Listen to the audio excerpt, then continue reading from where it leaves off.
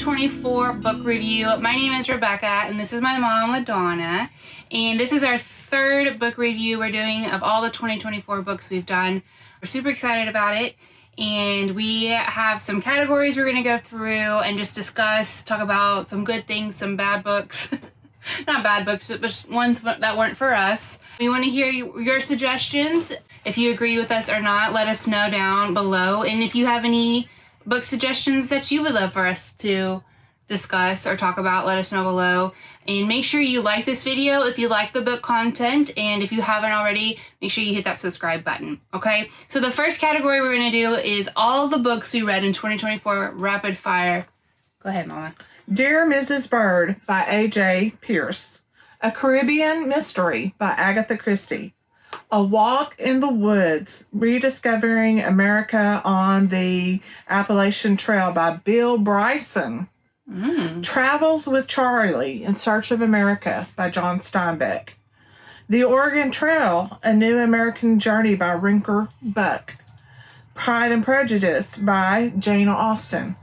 The Nightingale by Kristen Hanna. The Great Alone by Kristen Hanna. The Women by Kristen Hanna. Frankenstein, the 1818 text by Mary Shelley. Abigail Adams by Woody Holton. Cleopatra, I Am Fire and Air by Harold Bloom. Lady Susan by Jane Austen. Ooh. East of Eden by John Steinbeck. The Four Winds by Kristen Hanna. The Fires of Spring by James Michener. The World is My Home, a memoir by James Michener. The Seven Dials Mystery, Superintendent Battle No. 2 by Agatha Christie. Murder at the Vicarage by by Agatha Christie. It's a Miss Marple story. The Moving Finger by Agatha Christie. Sleeping Murder by Agatha Christie. They Do It with Mirrors by Agatha Christie. 1, 2, Buckle My Shoe by Agatha Christie. Homefront, Kristen Hanna.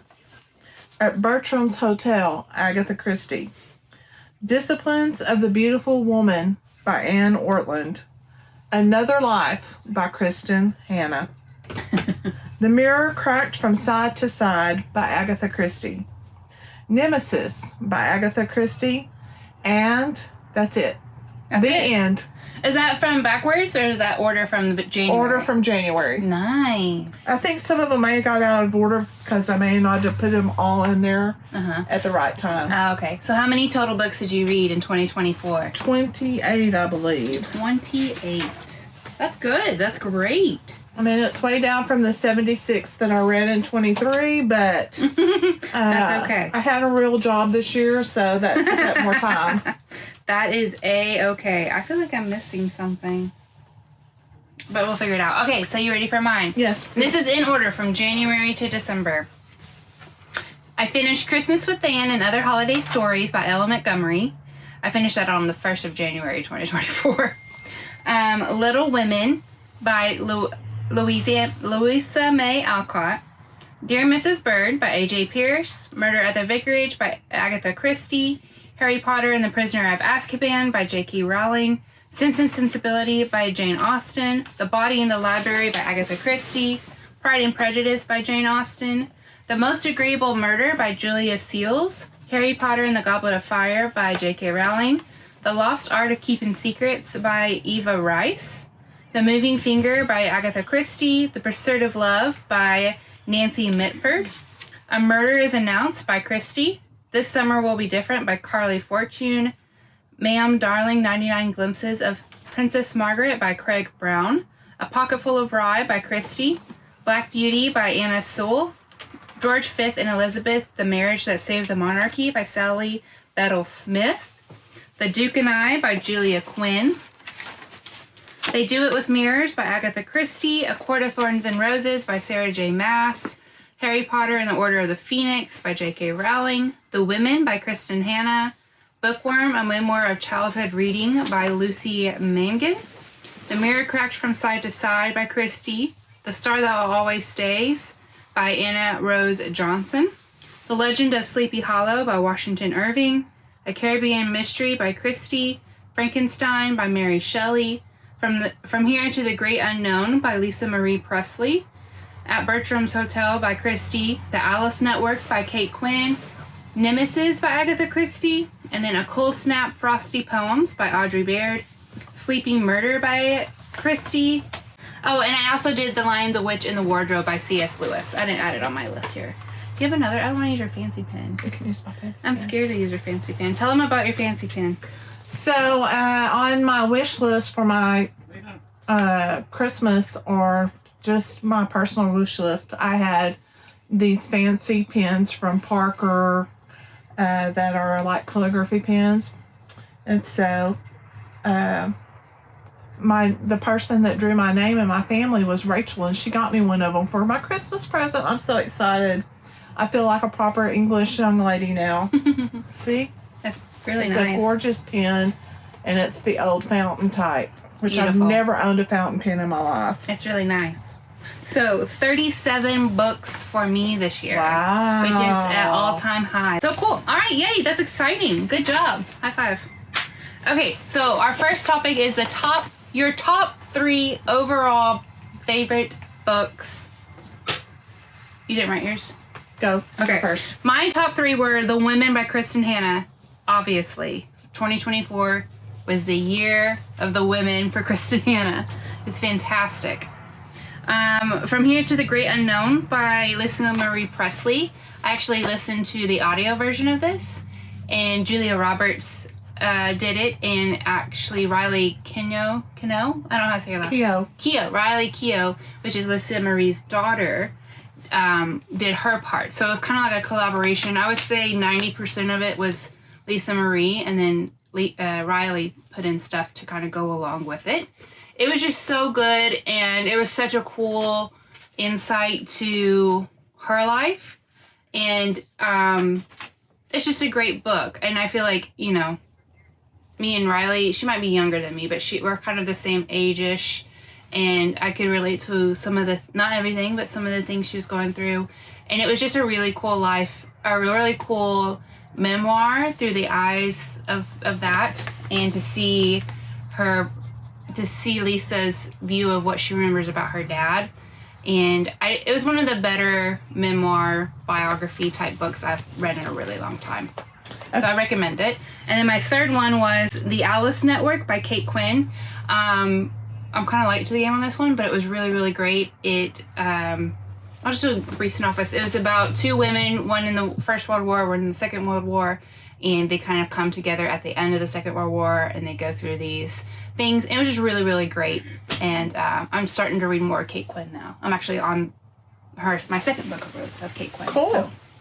Okay, so my overall top 3 favorites for 2024 is The Women by Kristen Hanna, and East of Eden by John Steinbeck was number 2, and number 3, The World Is My Home by James Michener. Very fun. Beginning of this year, me and Mom agreed together that we would try to read all the Miss Marple books in the calendar year. Did you get them done? I got them all done within the calendar year. And I had to kind of push through. I had 2 books in December I had to get through. But I want to thank audiobooks for helping me get through that, because I could work and do listen at the same time. So I got them all done except for one, and I'm on it right now. In fact, I listened to it on the way over here. yeah. So what were your top 3 Marple books this Top 3 year? Marple books. Number 1 will always be Murder at the Vicarage. Ooh, yes. Because I used to be married to the vicar. So I love that one. I love the whole idea, that whole setting of the little English countryside town with the church and the vicarage and all the little yes. things that makes an English village a village. Yes. Yes. I love that one. And then the very first Marple book I ever read was 450 from Paddington. And that will always be in my top Agatha ones, because number 1, it was such a fresh breath air in my life at the time that I read it. It was the first Agatha Christie I read. I fell line, sink, and hooker for the hooker. Hook Good grief. Line, sinker, and hook for Agatha Christie's writings with that book. So I read it again and I loved it again. And the third one is a Caribbean mystery. I just love the thought of being able to go on vacation to a Caribbean island in the middle of winter. When you've kind of got the blues and some sweet relative pay for your way there. Yes, Lord God, let it be. Just the whole, I love the whole idea of the cozy Caribbean mystery. Yes, absolutely. Okay, my top 3 marples were A Murder is Announced. I don't know, I just liked it. Here's the thing with Christie, with Marple books, and I haven't read anything else besides a Marple, so Mom, maybe you could attest to this.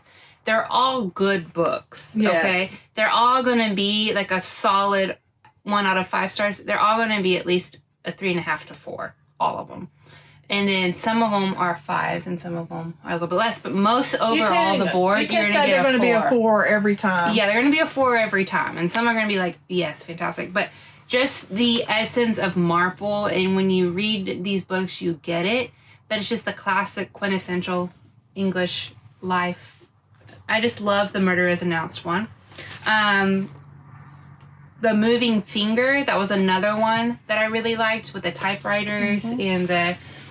We actually I read that book, and then there was a movie out, kind of with the same storyline, but it was based on a true story. And then Nemesis, which.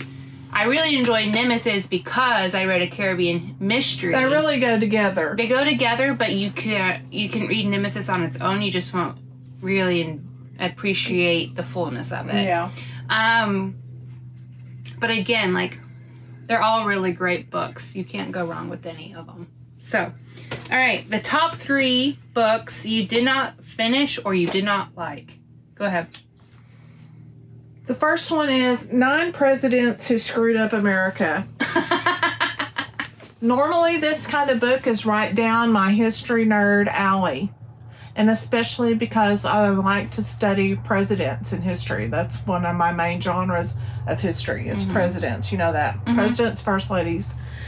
And I've tried 3 times and it's just not working for me, but maybe this will be the year for it. Who knows? Why I don't know. You just not the vibe? I don't think that's the book I'm into right now. Oh, okay. I'm into Kristen Hanna.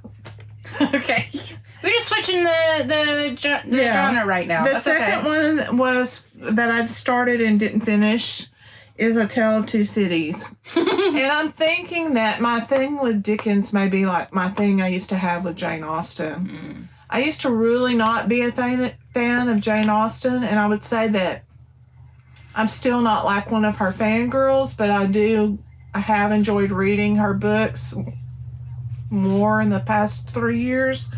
But I think the problem with Dickens is, I think if he was a woman, I would like his writing better. I don't know. It's just, in the beginning, it's just like the Jane Austen books. You have to get over the hurdle of reading their writing. And Georgia You have to get your mind into that mode. Yeah. Of how they talk and the words they use. And it's just, you just have to get changed over to that mindset. And I've been more on a happy-go-lucky mindset instead of a mindset. Now, I will say, I usually try to, this wasn't a big problem for me, but when I started reading more for entertainment, like when I started reading more nonfiction, and when now I mostly read nonfiction, used to be I read mostly self-help, classics, or something like that. But here in the past 2 years, I've started reading more nonfiction. But I still try to discipline myself to read at least 6 classics a year. And this year, I got 5 classics, but I didn't quite make it to 6 because I just couldn't handle Tale of Two Cities anymore. And then the third one that I started and didn't get finished, I wouldn't say it's because I don't like this book. I would say because this book's very hard for me to read emotionally. It's The Invisible Man. And if you haven't ever read that book, it's about an African-American man back maybe in like the 20s or 30s. and just his experience, his life experiences and things like that. And as a white person, it's hard for me to read that book. It's very emotional. And I don't mean it's hard like, it's hard because to think that he suffered the things that he went through. Right. Because we can't really just because he was black. Right.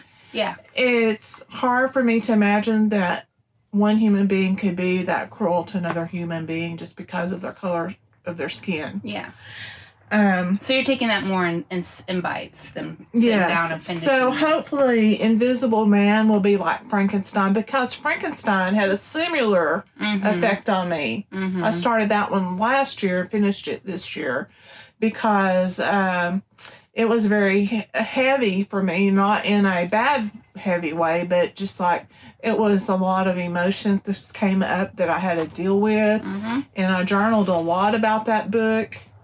And again, the cruelty that one human being can inflict on another human being for no reason. Literally no reason.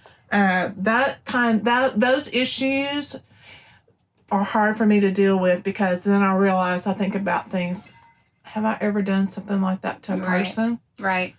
Some of these, maybe not on the scale that was done to them. I hope I would have never done anything, but you start thinking about all the things when you could have been really cruel to somebody. And what prompted that? Why did you act like that? Sorry. No, it's okay. Invisible Man is I feel like it's an American classic. It is an American classic. It is an American classic. And even Frankenstein is a classic as well. And these big books that are classics are for a reason. And they're not books that you can just read. And they're not for entertainment necessarily. They really are. It's not a fast food book. It's something that you're going to digest and come back and read and get another bite and digest that and journal that. And I think that's why they're classics, is because everybody has. And I would say that Steinbeck's books that I've read this year, similar phenomenon. I journaled a lot about those too. Yeah, well, Steinbeck is an American classic author, so. Okay, the top 3 books I didn't like this year were, the first one was Ma'am Darling, The 99 Glimpses of Princess Mary. And I was so upset about this because this book has been on my TBR since I was in college. And so I've had this... Princess Mary or Princess Margaret? Did I say Mary? Yeah. I meant Margaret. I'm sorry. Go ahead. So Ma'am Darling, 99 Glimpses of Princess Margaret. And like I said, this book has been on my list probably since I started a Goodreads page. Like, it was so long. And I started reading it, and it was just, one, not what I wanted, but not even that. The way and the tone of the book and the author were just so gross and ugly and nasty. And I know I am a little bit of a royalist here, so I am a little bit biased, but he was so completely opposite that there was no, common ground here, and you're just kind of being ugly for no reason. And I forced myself to finish it because I wanted to finish it, but I just didn't enjoy it. The other one that I didn't really like that much was Bookworm, and I think because I'm really this is the second, I think, what are they called? Anthology? No, they're not anthologies. They're about books that are about a specific subject, and they go back into the history of that subject and tell you all about that. I'm not really a fan of those, and that was this about reading for children's books and reading, which is great. I love books like that, but this was, a lot of it was based in England children's books, so I didn't really have a lot of common ground for the nostalgia of the book. And there were a few books that I knew and recognized, but overall, it was a great book, but I wish I would have known more of the things she was talking about. It was one of those culture differences there. And then the third one, which at the time I wrote this list, I really didn't like, I might have a little bit more grace for it now, is At Bertram's Hotel by Agatha Christie. It's probably not my favorite Christie at the time, but I think I just wasn't, I was paper reading it, like a hard book, and I think I needed a different method of that. And it just wasn't my favorite Christie. So, okay, next one is books that shocked you. And this could be a good shock, pleasantly surprised or unpleasantly surprised books? Go ahead, Mom. The first thing I wrote down was Steinbeck's books that I read this year, which were The Grapes of Wrath and East of Eden. Now, all my life, I've had a general knowledge of what those books are about and the theme of those, but I had never read Steinbeck's books. Mm-hmm. He is an amazing writer, and again, he's a classic writer because his books go beyond the story. He is dealing with cultural issues of the time, and even though, our times have moved on and progressed, a lot of human issues are from generation to generation. Mm-hmm. So I was pleasantly shocked how good Steinbeck's books were and how much I enjoyed them. They're very readable, unlike some of those English literature classics that are very dense and hard to get into at the beginning. Okay, number 2 should have probably been number 1, but anyways, Kristen Hanna's books. I started reading, I said that The Women was the first book I read, but that's incorrect. It was The Four Winds by Kristen Hanna, because I read Grapes of Wrath and then I read Four Winds I together. was the one that suggested it. Yes. Because it was when you were in the Grand Canyon with us, Well, when right? I was driving to and from the Grand Canyon, I listened to it. Because she was talking to me about her... My family took the Route 66 to... California in those days and worked the fields. Yeah, what was the book that you were talking to me about, one of Steinbeck's books? Which one was the one? Grapes of Wrath. Okay, so she's telling me about Grapes of Wrath and the general story of it, and I knew Four Winds. I think I read it in 2023, and I was like, oh, you should really, it's not, you should read Four Winds because it's a similar story. And it's by Kristen Hanna, and that's this book that started her love for Kristen Hanna. Oh my goodness. And so I would say, Steinbeck's books, Kristen Hanna's books, and the one that shocked me in a bad way was 12 Rules for Life by Jordan Peterson. Normally, see, the old LaDonna, that's the kind of books that I read and thrived on. But again, I love to hear him talk. I watch a lot of his stuff on YouTube. I love to hear him talk. But his book has just not done it for me. I have not been able to get into it. And I have a hard copy that I've tried to read. And I have the audio version, which I try to listen to. And I notice when I'm listening to it, my mind wanders. So I always know I got to stop, because it doesn't count on audiobooks if you don't actually listen to it. So that being said, We Who Wrestle with God by Jordan Peterson, and it's on my list of books to be read for this year. Our next category is books you're wanting to read in 2025. Obviously, we're not aware of all the books coming out of 2025, but just the ones that we may know are coming out, or books that have been out forever and we just haven't got to them.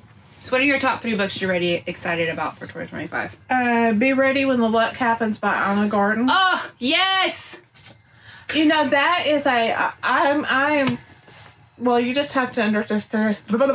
You just have to understand that I'm a huge Anna Garten fan. Huge Anna Garten fan. Did you see her? Yes. Yeah, you've met her Yes. at a book signing. So I'm huge Anna to begin with. What an honor.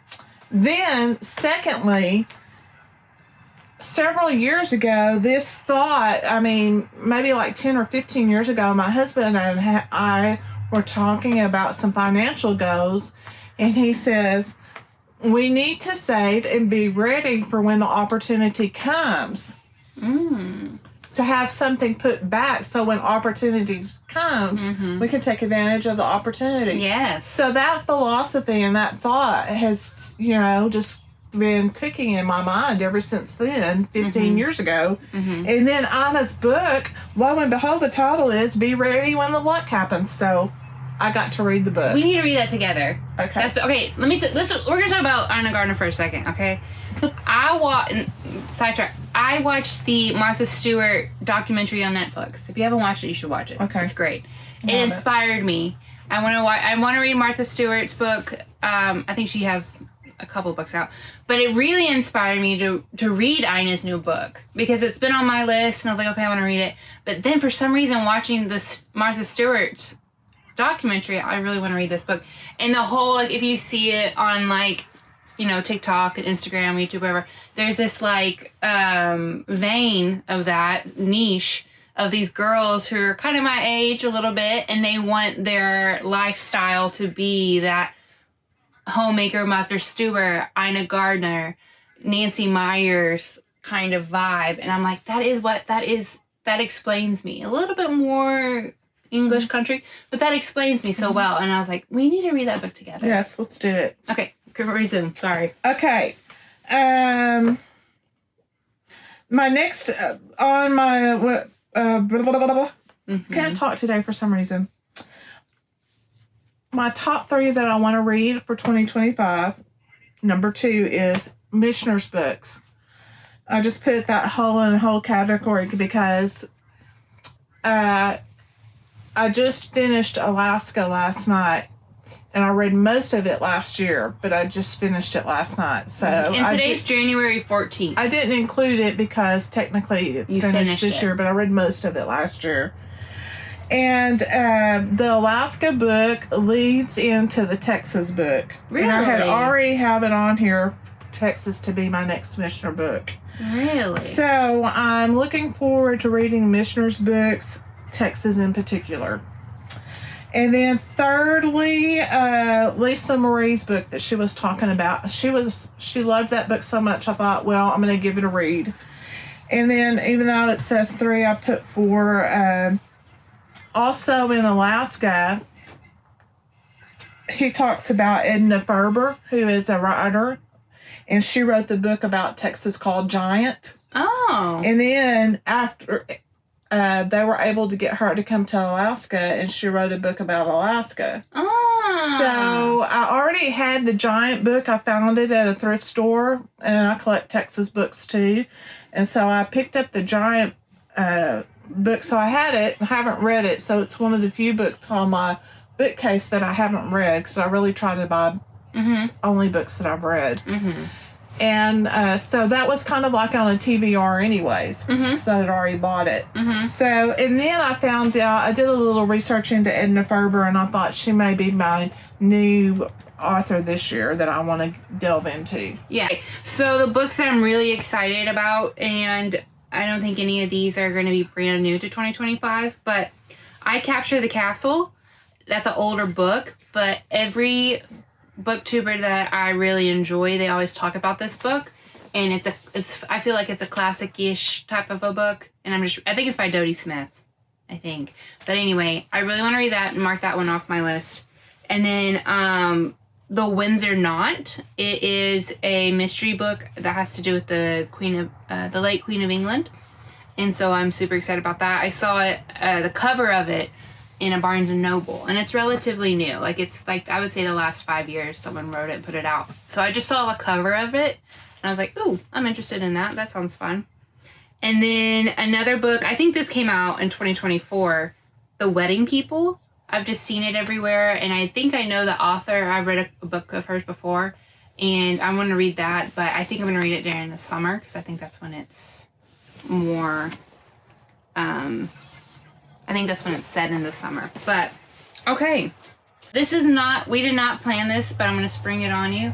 What is something that maybe last year, and it doesn't have to be a specific book, but your reading book journey, right?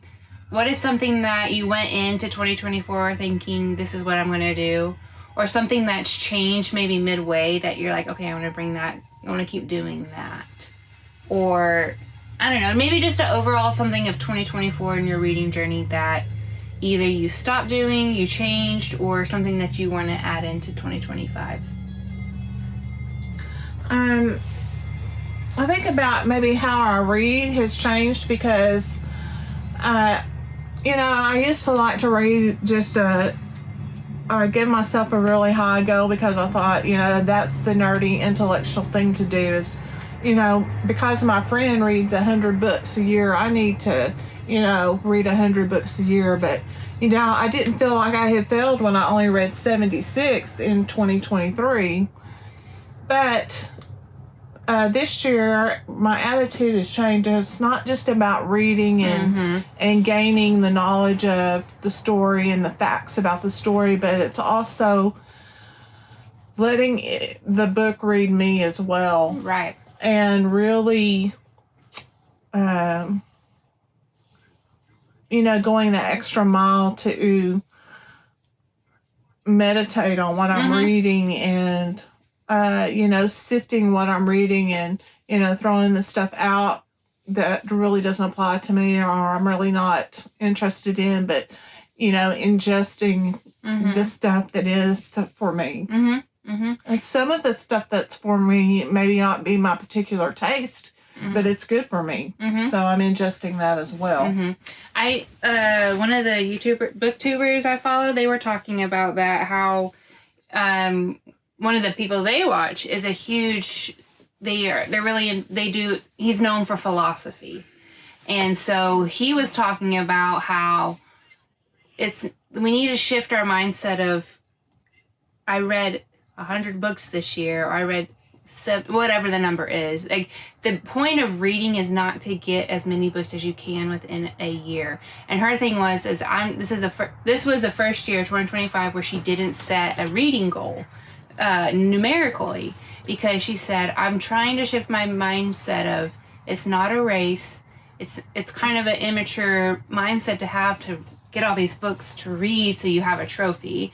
The point of it is to read books to further your empathy and your education and your understanding and your point of view to other people and other situations. So that's really interesting that you said that, because I literally just watched her talk about that. So I remember what I was going to say earlier now. Okay.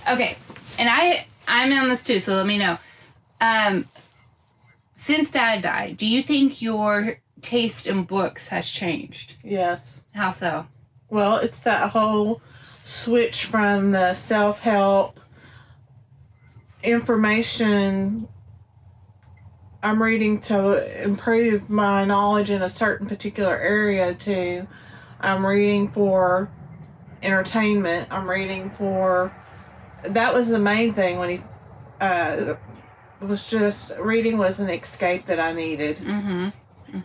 I'm telling you, the Kristen Hanna books are great for that. And then it's been like, it's not like I go to the bookstore or to the library looking for a book on how to deal with trauma or loss or whatever the situation, a money management book or an emotional management. I'm not going to look for specific things like that. But I'm reading, and it's not that I'm looking for specific knowledge in that book, but it's the knowledge that I'm getting by osmosis from reading the book. And this Does that make sense? It's that one of the points of reading, isn't it? Yes. That's why that's why you kind of read. Yes. And I would say I'm the exact same way. I mean, when I read books before 2020, it was a lot of self-help, leadership, or memoir or biographies. Yes, biographies. And so it was more of, how do I better myself? And then when you have a traumatic event happen, and that year I personally had a lot of traumatic events happen, my taste changed in a lot of ways, but especially reading. I couldn't tell you the last time I read a self-help book. Well, I'm about the same. I mean, just like I said, the 9 presidents that screwed up America, that would have been something I would have normally devoured in 3 days. I mean, the last self-help book, I think, is when we did Emily Lay. Yeah. Was that 2021 or 22 or something like that? Last year. It wasn't last year. It was the first. It was 23. Okay, well, whatever. Maybe, I don't know. But I couldn't tell you the last time I read a self-help book or even biographies. Now, I've read 2 British royal biographies. But I don't really, and then I read Lisa Marie's book recently, and that's really what got me back into biographies again. But it's so interesting because, like you said, it is because you're trying.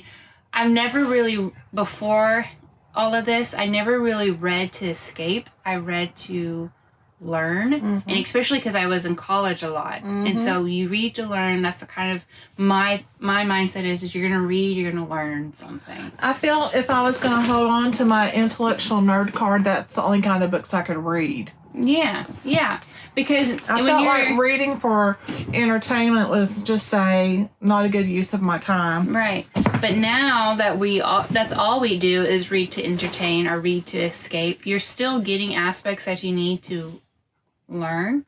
It's just in a different way, and you're still getting, I feel like you're getting more out of it. Well, we obviously can go on and on about this, but I think 2024 was a great reading book for me personally. What about you? Very satisfied. I'm very satisfied. I mean, I was very hard to find books that I didn't like. Same, honestly, except that one, but I don't think of any of the books that I actually finished that I liked, and all the books I had I finished, but just those Dickens I just couldn't do. I'm not in that space. I'm not in that headspace right now, but I could be there another time. Right. So 2024 was a great reading year. I'm really excited about 2025.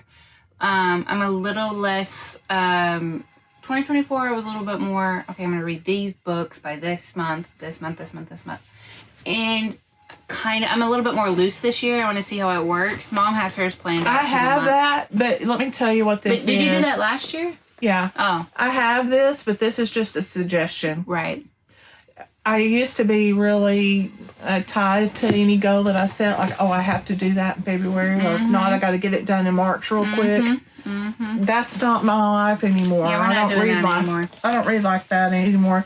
These are just the books I would really like to read this year, and I just put them down here because I thought this one might be, I could get them done. Yeah. Same, like we have a TBR read list for 2025, and if it doesn't get read, and I'm like, I like to seasonal read too. So some of these books, I'm like, okay, I kind of want to read this in the spring, or I want to read this by the end of February. If it doesn't happen by then, that's okay. I'm still going to read it sometime. Like the Anna Garten and the Lisa Marie Presley book, they're not in here. Yeah. And that's the way it goes.